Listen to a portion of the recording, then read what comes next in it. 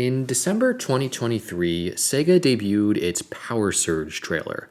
This was an announcement that the company would be revisiting and revitalizing some of its more beloved intellectual property from the Genesis and Dreamcast eras of the 90s and early 2000s. It was a really hype moment and was great to see as a lifelong Sega fan. The company turned to France-based developer Lizardcube to helm the project for the new Shinobi game as part of this revival. This was an obvious and great fit as the studio already had experience with another legacy Sega IP.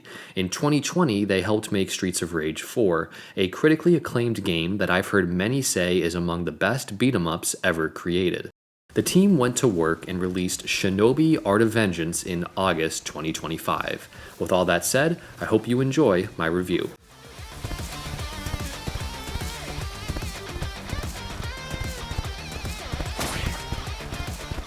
Presentation. The art team went with a more hand-drawn art style that is appealing and unique. Other games of this size might have gone with pixel art, and I understand that there are many folks in the retro game fanbase that love that direction, but I'm personally happy Lizardcube went with this approach instead. This also helps Shinobi stand out from the other titles in Sega's Power Surge trailer, which are seemingly going with 3D Unreal Engine visuals. The plot is simple, but still provides context and stakes for the gameplay. An evil entity called ENE Corps, led by the antagonist Ruse, is bent on world domination and suppression. It is up to the shinobi Joe Musashi and his allies to stop this from happening. There are twists and compelling characters in this story, surface level though it may be. The dialogue is fully voiced, but is shown through still images. At first, I felt mixed that Musashi communicates solely through grunts and other guttural sounds. There is still a part of me that wishes he had a few lines of dialogue sprinkled throughout, but it is pretty hilarious to see how some of the other characters play off the noises he makes. Sensei, thank you so much. You saved me. Right, no, I understand. Overall, the soundtrack is serviceable, and there are some genuinely memorable tunes, in particular the Fish Market and Anku Rift themes. But as we discussed on this channel before, Yuzo Koshiro's work on The Revenge of Shinobi from 1989 was phenomenal and helped lay the groundwork for what video game music could be. Chinatown is one of my favorite tracks of the Genesis era, and I still listen to it on occasion. That was always going to be a tough bar for Art of Vengeance to meet, and it didn't quite live up to Revenge of Shinobi in this specific regard, at least to my ears. The in-game map is another, admittedly minor critique I have in terms of presentation. It gets the job done, but here are a few nitpicks. I wish the map took up a larger portion of the screen instead of having the different checkpoints occupying a massive part of the left-hand view. It makes me feel somewhat claustrophobic or constrained in some way. It's also annoying that when you move the left stick even a little bit, it defaults to the first checkpoint, so you have to refocus the cursor on Musashi.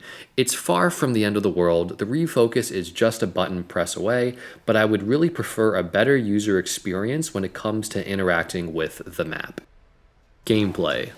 Art of Vengeance is a 2D action game. The goal is to get to the end of a level where you can typically expect a boss encounter. Joe Musashi has a plethora of tools and abilities at his disposal to help you with this. First and foremost are the standard light and heavy attacks. These can be chained into roughly 4-hit combos, and you can obtain more of said combos as you invest more hours into the game. Each enemy has an execution gauge, which is a thin white bar below their health. Once you've filled their gauge by dealing enough damage, indicated by these black and red characters, you can hold the L and then R buttons to do an execution. These give you bonuses such as throwable kunai, currency, and health. The more opponents you execute at once, the higher the benefits. It's a neat risk-reward system. I did feel that the core combat could get a bit repetitive. I'd often use the same combos and strategies against a variety of the standard enemies over and over again to near constant success even in the late game.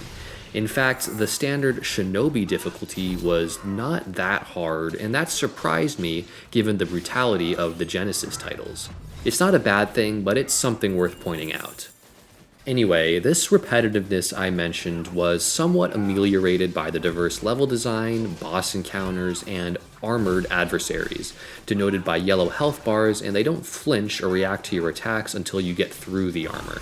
I also want to give a shout out to these blue ninjas that can randomly enter a counterattack stance. I thought these guys were a clever addition because they often punished me for blindly pressing the attack. Musashi also has ninpo powers. These are medium level attacks that are used by pressing the L button and then one of the 4 face buttons. You can use them once the screen bar is full and lit and is signaled by a satisfying ping sound. They have all sorts of uses. The fire one, which is the first you get, deals solid damage to non-armored enemies. The water ninpo is another early game one and is a counterattack effective at diminishing armor. Then there's the lightning ability. It doesn't deal much damage, but it's great at building up execution gauges. You will ultimately get access to a handful of these ninpo powers, but you can only have 4 equipped at once, so it does involve a good deal of strategizing and adapting on the fly to situations the game throws at you. Finally are the returning ninjutsu ultimate abilities. There are 4 of these in total. They do things like dealing tons of damage to all enemies on screen, or entirely replenishing your health, giving you a second wind of sorts. You activate them by holding ZL and ZR, and then pressing one of the face buttons. As you might be able to tell, there are a ton of button combinations that you're going to have to memorize or keep in mind. As of this writing, I'm 14 hours in and I still occasionally have to stop and think about the correct inputs to press for my desired ability. The second main portion of gameplay in Art of Vengeance is classic 2D platforming.